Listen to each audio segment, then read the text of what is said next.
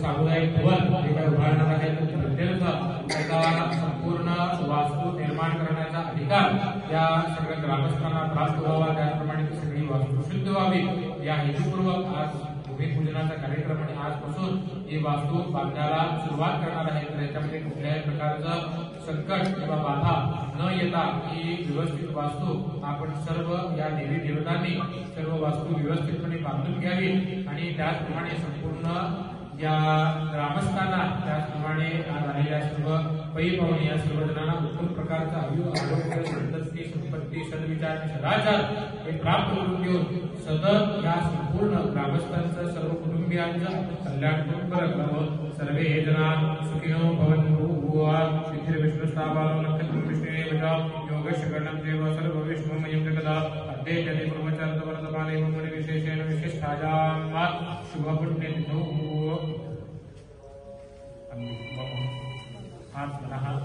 धर्मशास्त्र पुराण फलप्राप्ति अर्थम इह ग्रामस्थ सर्व जन अनुज्ञया मम लक्ष्मी नाम्या यजमान्या अहम अस्माकं सर्वेषां सह कुटुम्बानां परिवाराणां द्विपद चतुष्पद सहितानां क्षेम स्थैर्य अभय आयु आरोग्य प्राप्त्यर्थं मुख्यतः इह वास्तु निर्माण अधिकार प्राप्त्यर्थं वास्तु शुद्ध्यर्थं वराह कुर्म सर्व भूमि देवनायक महागणपती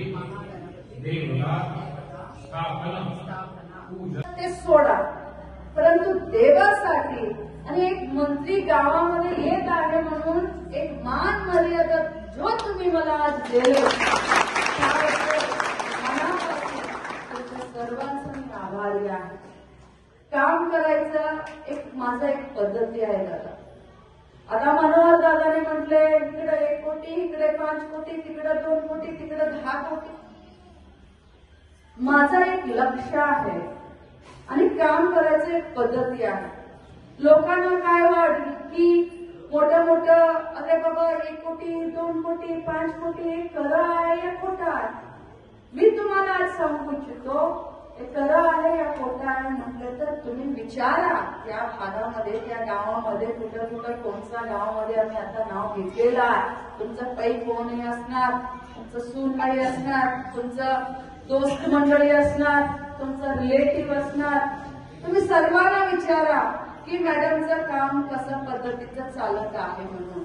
तुम्ही त्या भागात सोडा, पश्चिम भागात सोडा, सांगामध्ये काय काय केले जात्रामध्ये ते विचारा, सुळेभावीमध्ये काय केले ते विचारा, सिंदोळीमध्ये काय केले ते विचारा, आता कर्णिवृत्तीमध्ये किती मंदिरचं जीर्णोद्धार होत आहे आणि येणाऱ्या जात्रासाठी काय करत आहे ते विचारा।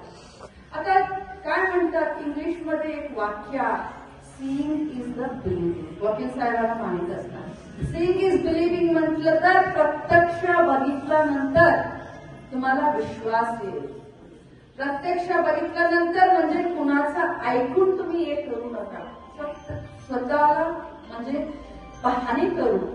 आज तुमचं समोर आमचं काम दिसत आहे। इलेक्शन मध्ये आम्ही एक वचन दिले होते महिलांना खास करून मला मदत करा, मी नक्की मंत्री होऊन येणार आणि मंत्री झाल्यानंतर एक मोठं योजना आणि ते गणपतीचा लाभ माझ्या क्षेत्रामध्ये संपूर्ण राज्यापेक्षा जास्त महिलांना मी माझ्या क्षेत्रामध्ये आणून देतो म्हणून आज